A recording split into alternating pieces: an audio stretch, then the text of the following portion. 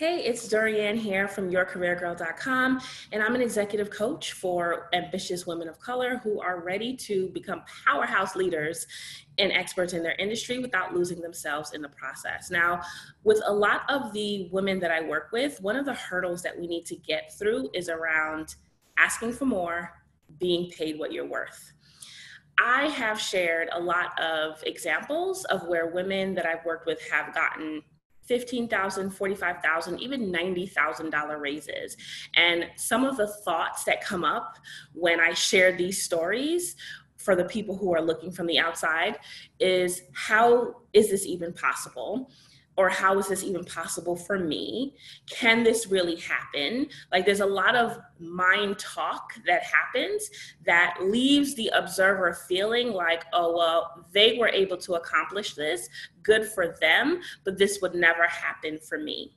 And so when I see stories of people, my clients, people who are not my clients, who are getting over the hurdle of that mind talk and being able to take action and getting results, I love it. This is what I geek out about. I consider myself a salary strategist, like really figuring out how I and my clients can make the most and maximize our income with doing the work that we're meant to do. So when I saw this story on Wise Woman Wallet, aka Dorianne, one of my former clients who I absolutely adore, when I saw her walk through the process of negotiation with one of her clients, so she's a tutor out in China, and she was negotiating the rates with her family. When I saw the process play out, I really sat back and observed what was happening. And I want to go through the play-by-play with you to let you understand the nuts and bolts of a good negotiation strategy, and to help you understand some of the common pitfalls or common barriers that keep people from even taking the leap or even having the conversation about being paid more. The first thing that really struck me about this process, and it's something that I see with the women that I work with all the time, is that there's this internal dialogue, there's this mindset shift that needs to happen even before the conversation about negotiation. In my mind, salary negotiation starts way before you ever ask the question about, can I be getting paid X, versus Y, or can I get this increase? It starts way before then. It starts in your mind.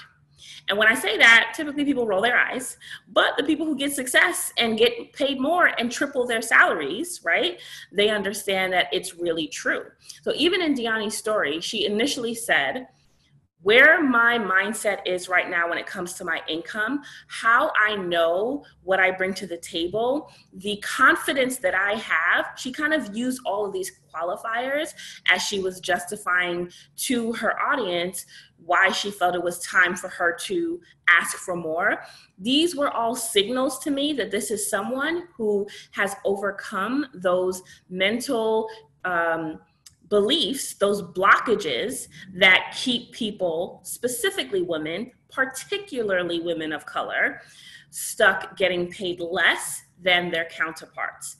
In the US, the stats are that Black women get paid 65 cents on the dollar as compared to white men, and Latinas get paid 61 cents on the dollar. That's a problem, right? And while there's some systemic problems and there's some issues that need to be addressed on a macro level, a lot of it also is that we're not asking. And it's because we think we're going to ruffle feathers. People are going to be upset. Am I really worth this much? Is the fact that I'm asking for more money, is that going to mean that I need to work harder and not have a personal life and do all of these things? So the first step in really taking your salary seriously and negotiating what you're worth and asking for more is, even before you research money, even before you think about, what the conversation is going to go like, get your mind in the right spot. If you don't own your value, if you don't truly believe that you're worth the money that you're asking and more, why would your employer believe it? Why would they give you $15,000 more if you don't truly believe you deserve $15,000 more? You have to unpack that for yourself and make sure that you're in a space where you are ready to have this conversation, where you know that you're worth this, where you know that you are ready to level up when it comes to your income before you can even entertain a serious salary negotiation process. One of the things that Dorianne mentioned in her post was, I'm ready to get paid what I'm worth. I know what I'm worth. And so because of that, that fueled her to have the confidence to even have the conversation. Now, once Dorianne made up in her mind that she was going to ask for more, inevitably people come with their opinions. So all through the comments were people from all different perspectives. Some people were like, no, these are established clients, don't ask for the raise, don't increase it with them, do it with other people. Some people were like, yes, some people were like, no, da, da, da. There's a lot of, opinions, which is fine, but Dorianne was pretty set already because she'd taken the time to get her mind to where it needed to be, get her mindset to where it needed to be to have this conversation, that she was ready to go and make the ask. And so she did.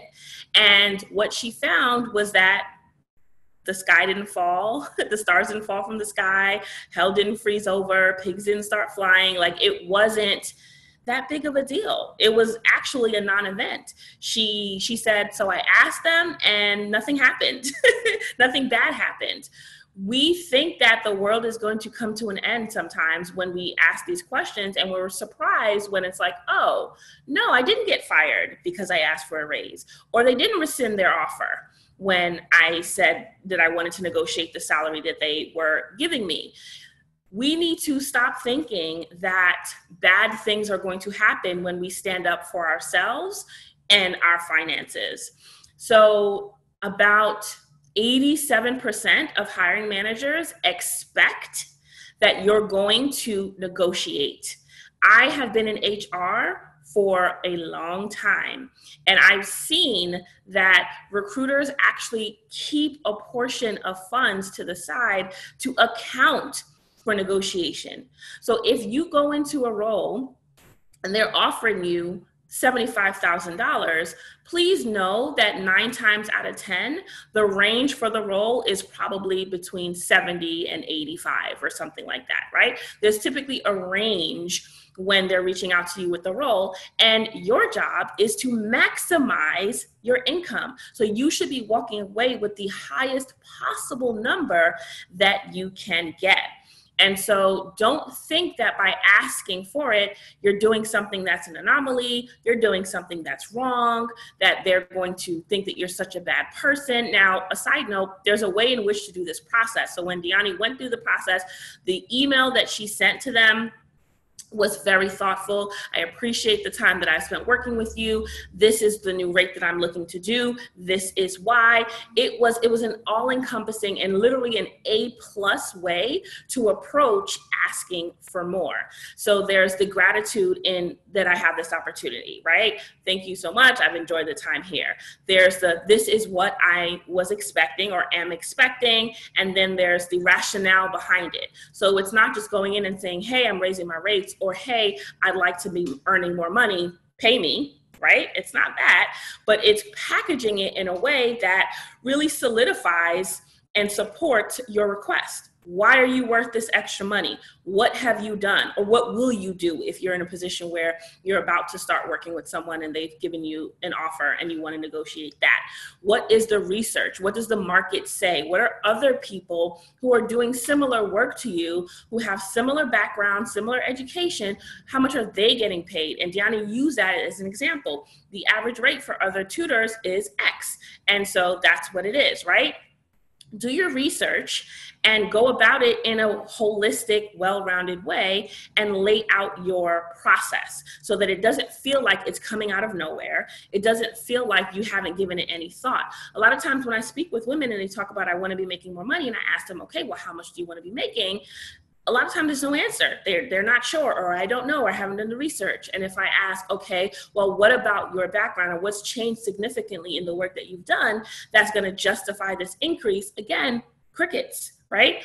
And so it's important when you're going through the process of negotiating and asking for more that you do your research. Yes, you're owed this. Yes, you're worthy. Yes, you should be maximizing your income and getting paid what you're worth. But the company's bottom line, right, their goal is to save money as much as possible. So they're not just going to be throwing money at you. It would be nice if they did. They're not going to be throwing money at you. You're going to have to justify, right, and support your claim to making this additional money. And so I loved how she did her research. I loved how she stated and went through the process and talked about how she came to this number and why she felt this is what she should be making. Now, the next part in the process is a part where if you got your mindset right, you've gone through and done your research, you've asked in a very, in a way that really supports what it is that you want, and then they come back and it's time to actually have that back and forth and do the negotiation. This is the part where a lot of people fall off. This is where, like, no matter how much preparation or how much strategizing they've done, that things kind of go off a little bit. And it's because you kind of worked yourself up. You've done all the things. You got yourself ready. You psyched yourself up. And then you had to wait for a response. And now they've come back and you're like internally, okay, I just want to get this over with. Okay, fine. Whatever they say, I'm just going to take it. If they say no, fine. At least I asked. If they say yes, but I'm only going to do this, then okay, I'll just take it. I don't want to rock the boat any further. And so in Dorianne's case, when they came back, they negotiated. They said, okay, I see that you wanted to come in at X. How about if we do X and a half or, whatever, so a variation of that. What do you think there? And Dorianne, in her process with her audience, she gave two choices. She said, should I do this? Should I negotiate with them or compromise and come here? Or should I just say, nope, stick it to my guns. This is what I said, and this is what I want to do. And I thought that was so, the fact that those were the two options that she was going through, I think really it exemplifies what a lot of women, when they're going through the negotiation process, are dealing with, in that the choice is typically between, so even before that, let me back up. Not 9 times out of 10, let's say 7 times out of 10, you're not going to get a straight up no. Right?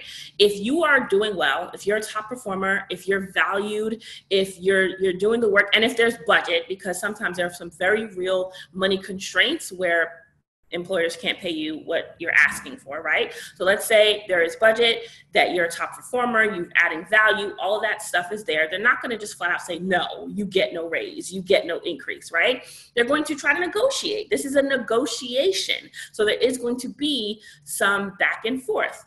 And when that happens, you have choices to make. You have to figure out, should I just take what they're offering? Should I try to negotiate some more?